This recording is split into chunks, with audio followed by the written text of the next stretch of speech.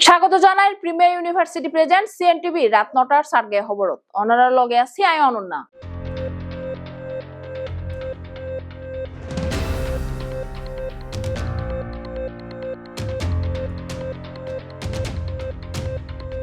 প্রথমে জানাই দির আজির খবরর শিরোনাম গিন।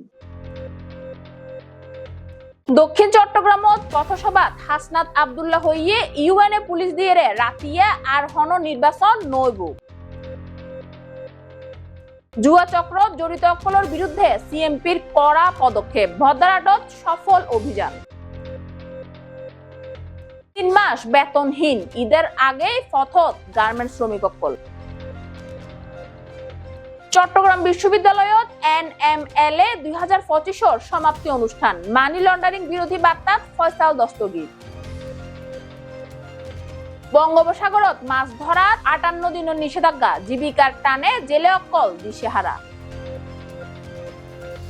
সাতকানিয়াত সাদাবাজের বিরুদ্ধে ব্যবসায়ীর সংবাদ সম্মেলন। উপজেলা ভূমি অফিস বোয়ালখালী আয়োজিত ভূমি মেলা ২০২৫ শুভ উদ্বোধন। জিরি ইউনিয়নের অগ্নিকাণ্ডত ক্ষতিগ্রস্ত পরিবারের পাশে বিএনপি নেতা ফয়সাল দস্তগীর। এবং উপজেলা শ্রমিক দলের কার্যালয়ত বোয়ালখালী উপজেলা জাতীয়তাবাদী তরুণ দলের নবগঠিত কমিটির পরিচিতি সভা অনুষ্ঠিত।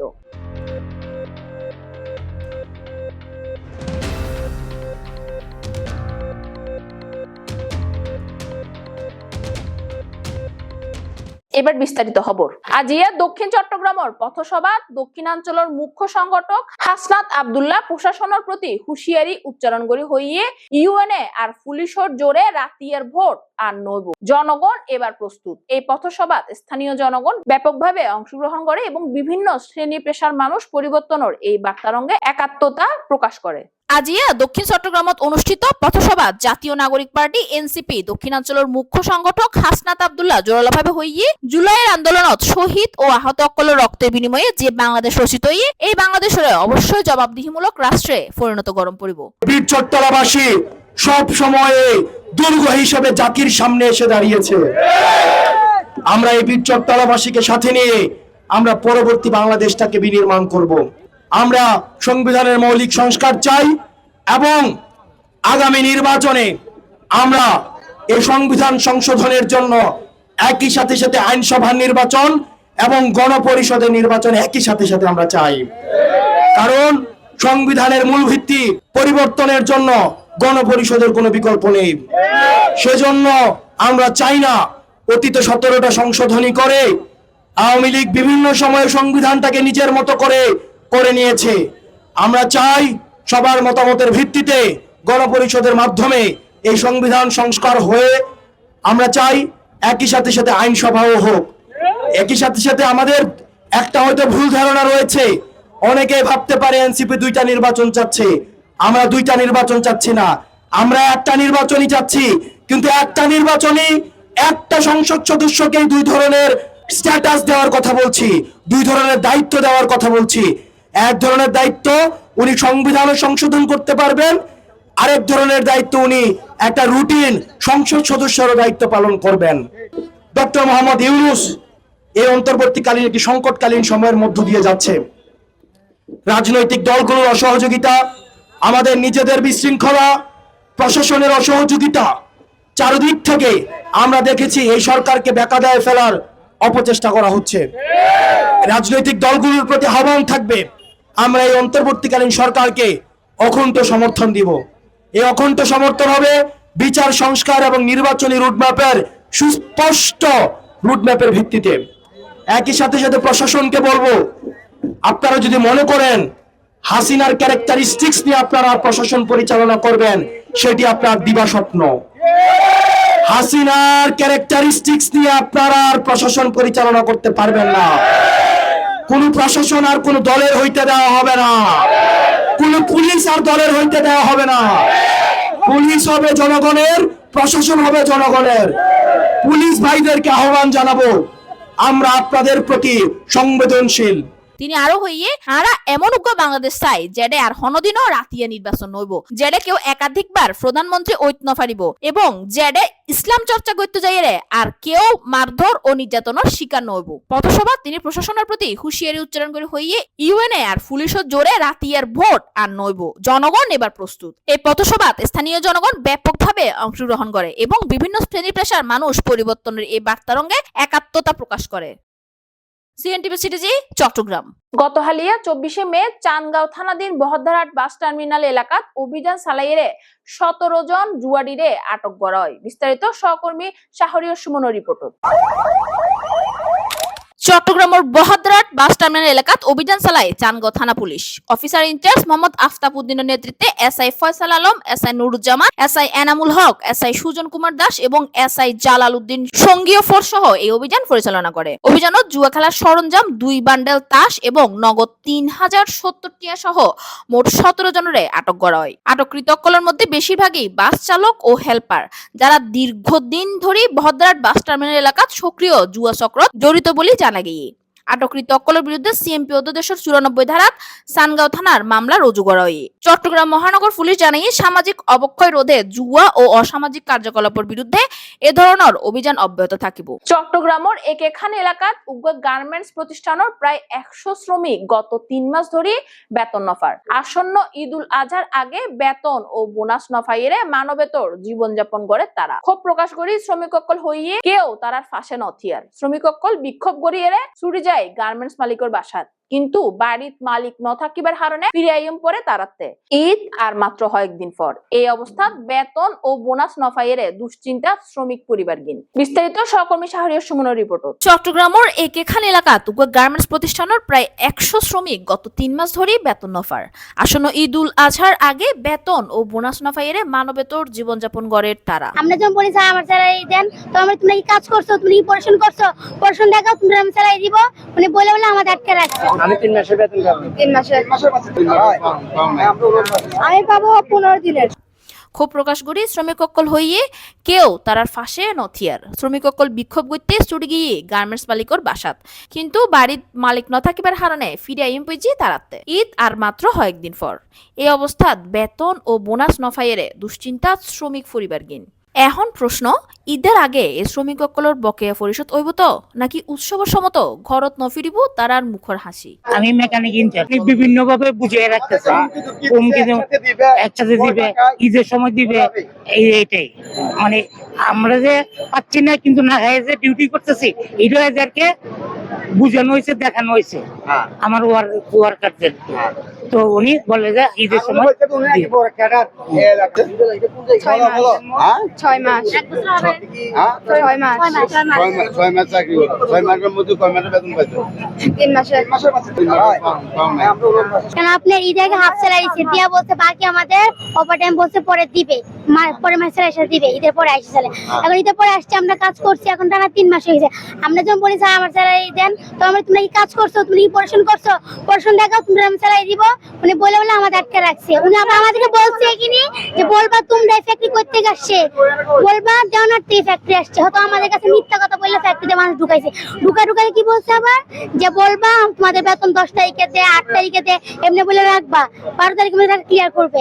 তা আমাদের বলছে সবার বেতন আসে বিজিএম এর কাছে যাবা, আমরা সব কিছু জানিয়েছি, কিন্তু আমাদের কোনো কিছু তো হচ্ছে না। এখন লাস্ট মুহূর্তে আমরা বাসের সামনে আসছি, এখন বাসের সামনে কিছু হচ্ছে না, আমরা এখন জানি না কি করব। গত হালিয়া চট্টগ্রাম বিশ্ববিদ্যালয়ের আইন অনুষদত অনুষ্ঠিত NILS Lab National Model Legislative Assembly 2025 সমাপনী অনুষ্ঠান। চট্টগ্রাম বিশ্ববিদ্যালয়ের আইন অনুষদত অনুষ্ঠিত NILS Lab National Model Legislative Assembly 2025 সমাপনী অনুষ্ঠান। দেশের 53 বিশ্ববিদ্যালয়ের আগত আইন বিভাগের শিক্ষার্থীসকল এই বৃহৎ শিক্ষামূলক ও সংসদ কার্যক্রমত অংশগ্রহণ করছে। নীতি পুনর্চিন্তা বাংলাদেশ পুনর্গঠন এই প্রতিপাদ্যের সামনে রেখে আয়োজিত এই সম্মেলনত শিক্ষার্থীসকলের আইন প্রণয়ন ও নীতি নির্ধারণ প্রক্রিয়াত অংশগ্রহণ করে। সমাপনী অনুষ্ঠানত সম্মানিত অতিথি হিসেবে উপস্থিত আছেন তরুণ রাজনীতিবিদ ও সুপ্রিম কোর্টের বিশিষ্ট আইনজীবী barrister Faisal Dastagir. The topic which we are talking about, or which we are planning to amend or think about, is amendment of Anti-Corruption and Money Laundering Laws and amendment of the Prevention of Violence Against Women and Children Act. So, since I'm a lawyer and a practicing barrister advocate of the Supreme Court of Bangladesh, I will be focusing my speech based in the laws. So, corruption and money laundering are not merely legal violations, they are moral failures that rob a nation of its dignity and its people of opportunity. These crimes undermine justice, hinder development, and fuel equality. Amending our laws is not just about closing legal loopholes, it's about reinforcing transparency, accountability, and public trust. It is about creating a system where the rule of law cannot be bought or bent. Bangladesh anti-corruption and money laundering laws are primarily enforced through the Money Laundering Prevention Act 2012 and Anti-Corruption Commission Act 2004. The Anti-Corruption Commission is the main body which is responsible for investing and prosecuting these people who are engaged with such activities. The Money Laundering Prevention Act criminalizes the concealment or disguise of the origins of money obtained through illegal activities and carries penalties including imprisonment and fines. বক্তব্য তিনি দেশলাই অত্যন্ত গুরুত্বপূর্ণ দুটো বিষয়ে আলোকপাত করে অর্থ পাচার প্রতিরোধ ও নারী ও শিশু নির্যাতন রোধ The prevention against women and children. Equally vital is the protection of those who are most vulnerable, women and children. Despite the presence of laws, violence against women and children continues to haunt our society. So every day when you look at Facebook, the first news which comes is this happened, that happened, and stuff. To amend this existing act is to admit that our protections have fallen short.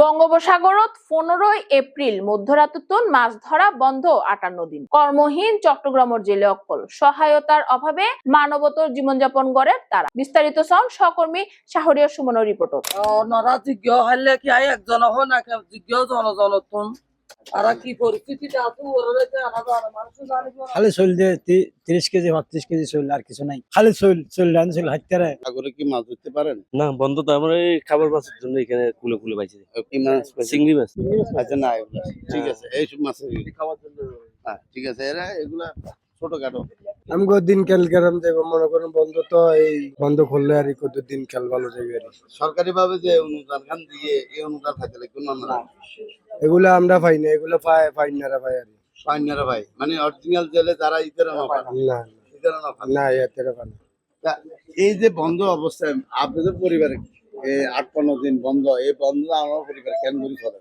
কষ্ট কাম কাজ করে চলি daily কাম বা রিক্সা চালাই আমাদের কোনো daily সরকারি অনুদান পাই অনুদান না দিতে লাগে এখানে পাই শুধু যারা ভোট টোট পায় না তারা পায় ওনারা তো ভোট পাইতে লাগে মানে কথা যে অরিজিনাল জেলে যারা ইতরা না রানো পরিবার লো এখন কি অবস্থা কেন দিন কাল এ খুব কষ্ট যার দিনকাল তার না 2 মাস যে অবরোধ মানে দিন না দিন খাইতে অনেক কষ্ট হয় আর অসুখ হইলে আরো কষ্ট বেশি কারণ নদীর জেলায় যারা কাজ করে কেন তাদের কোনো পুণ্য পায় না কোনো কিছু পায় না তাদের কোনো মূল্য নাই দিন কত বাজে কত কষ্ট করে চল 30-40 কেজি করে দেয় এক পরিবারের মধ্যে একটা পরিবার 10 জন করে 5 জন করে 6 জন করে মানুষ তো 60 বছর কষ্ট বলতে 60 বছর মাছ নাই এবছর তো ভারতে বন্ধকাম বালা দিয়ে বন্ধকাম এমন দিয়ে পাবো ঠিক আছে চল দিবার কথা আছে চল তুলে নাও আই দেবার আর বিদেশ শেষ পর্যায়ে চলে এসছি 40 কেজি দিবার কথা দেখো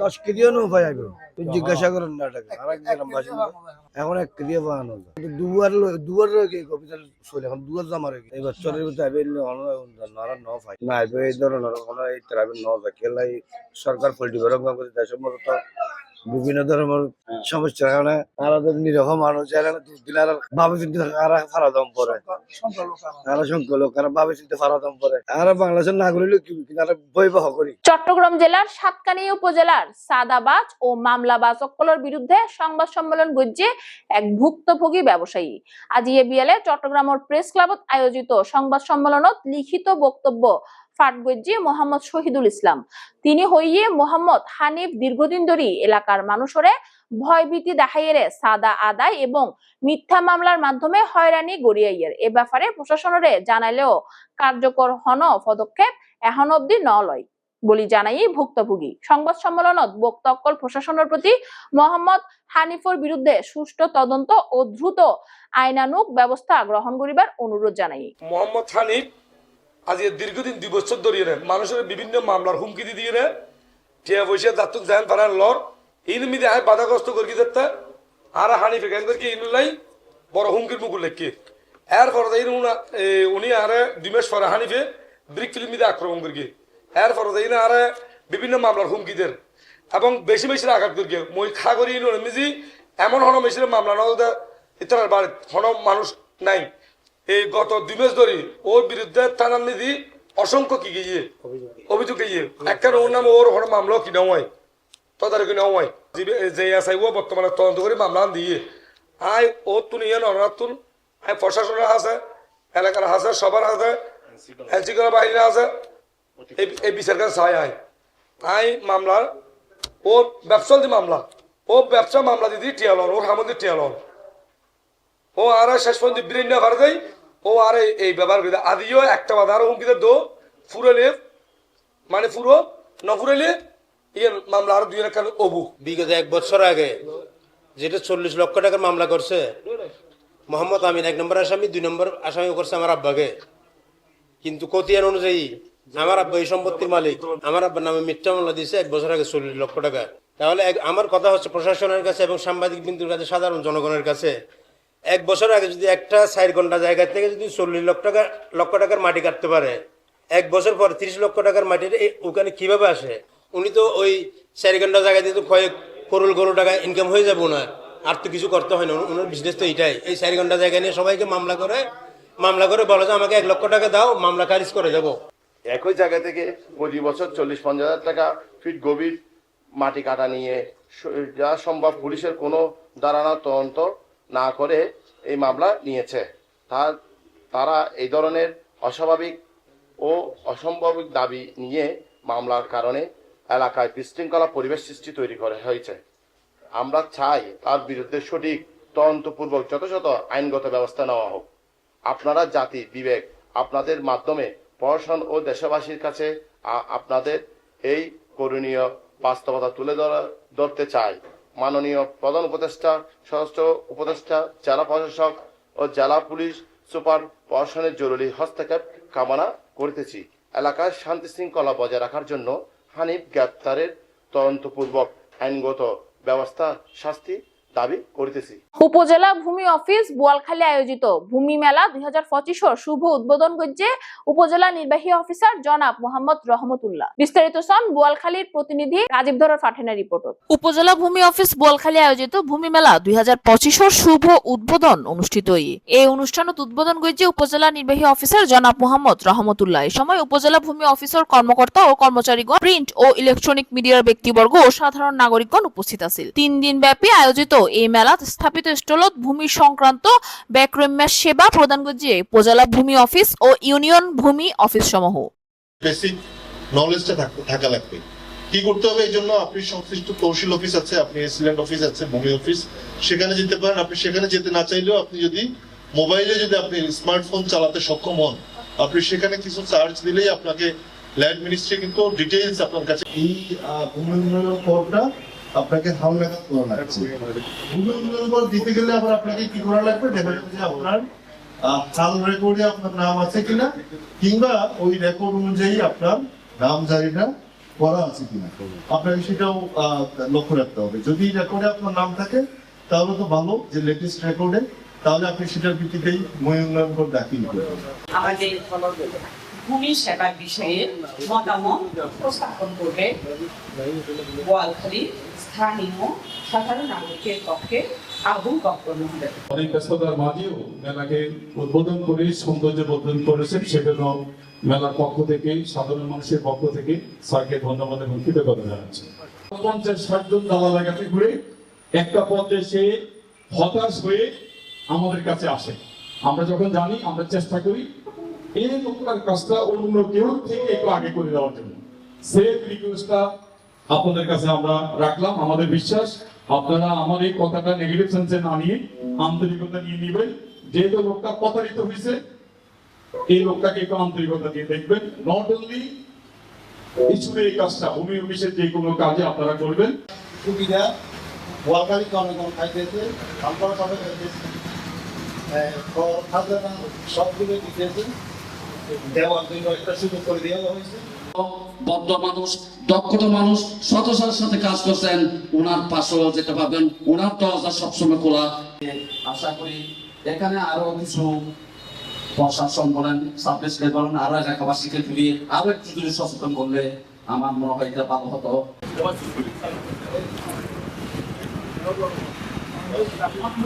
রাজীব ধরর ফাটাইনা তথ্য সিএনটিভি নিউজ চট্টগ্রাম।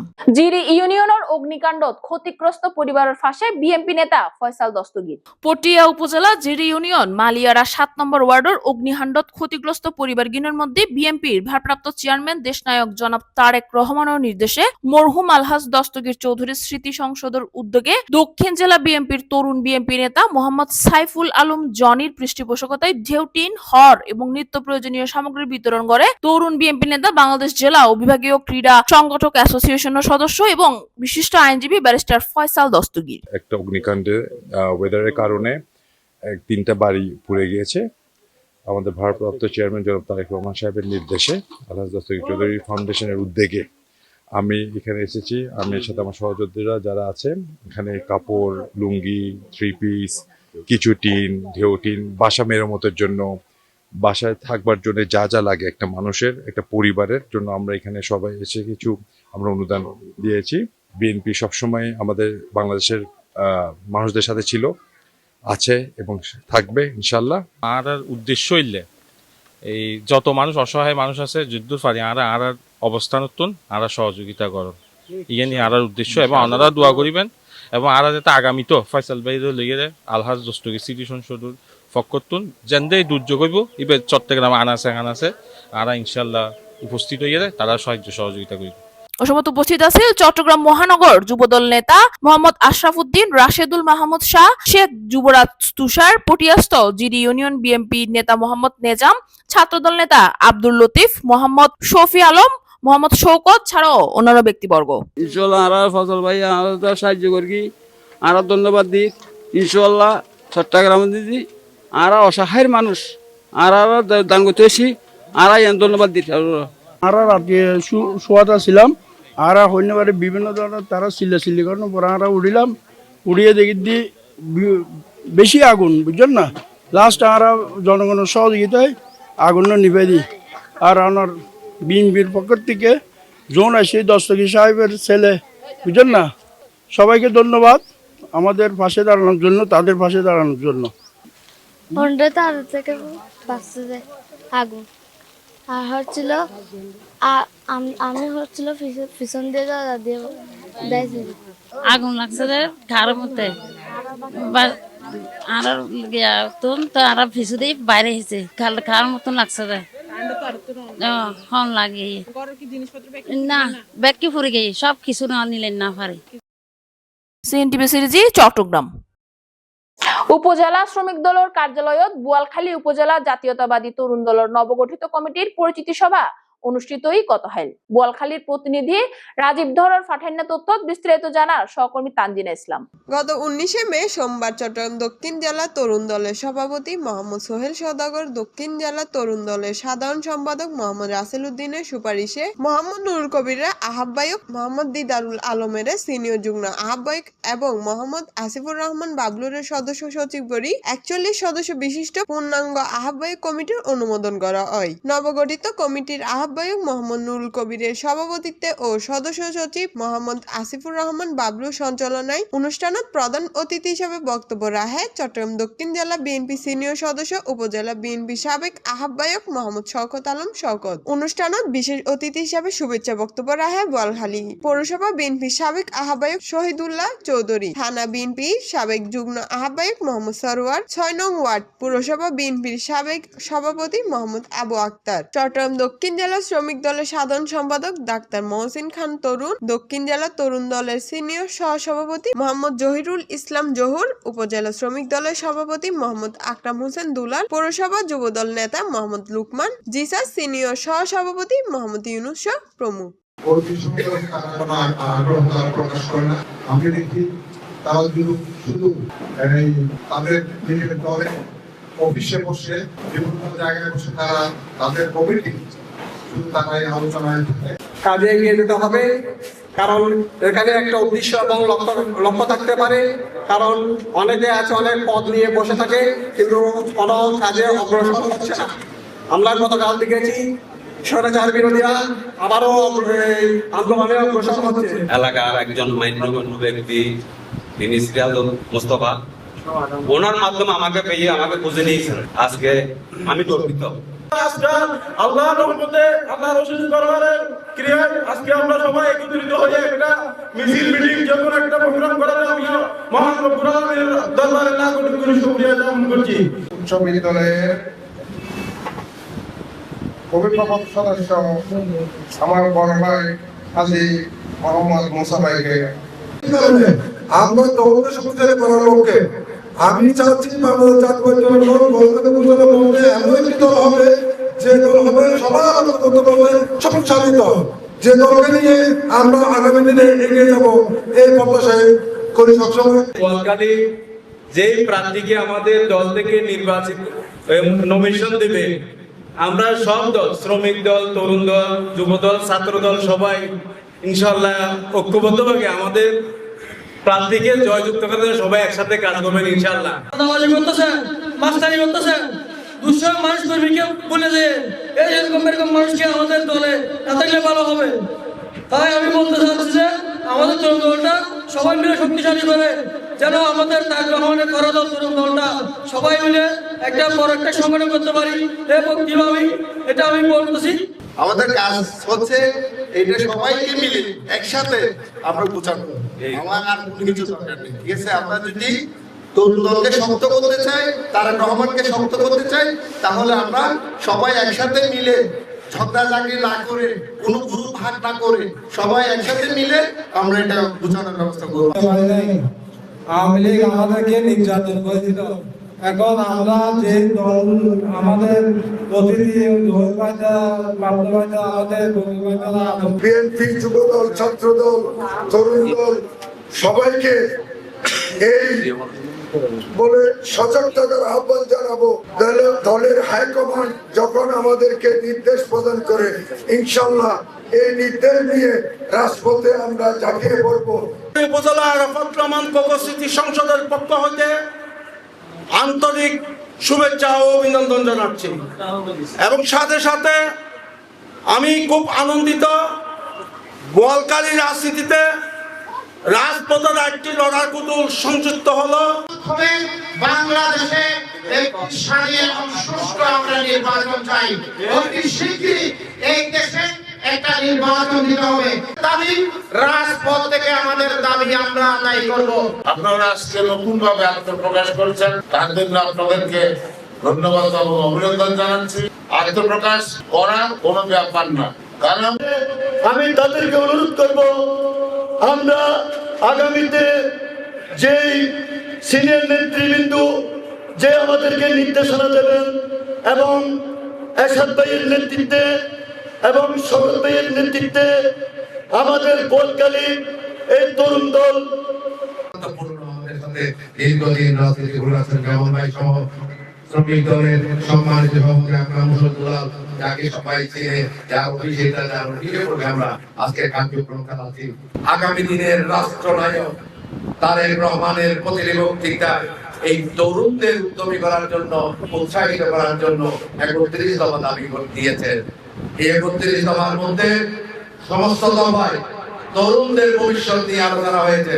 সুতরাং এই তরুণ দল আশা করি আপনাদের বলখালী প্রতিনিধি রাজদরে ফাটানো রিপোর্ট সিএনটিভি সিটিজি চট্টগ্রাম। সুপ্রিয় দর্শক, শেষ গড়ির প্রিমিয়ার ইউনিভার্সিটি প্রেজেন্ট সিএনটিভি রাত ৯টার সাতগায়ে খবর আবার চলে সোম অনারালাই তথ্যবহুল খবর লইরে। ততক্ষণ পর্যন্ত সিএনটিভি সিটিজির লগে থাকুন এবং সিএনটিভির ইউটিউব চ্যানেল সাবস্ক্রাইব করুন।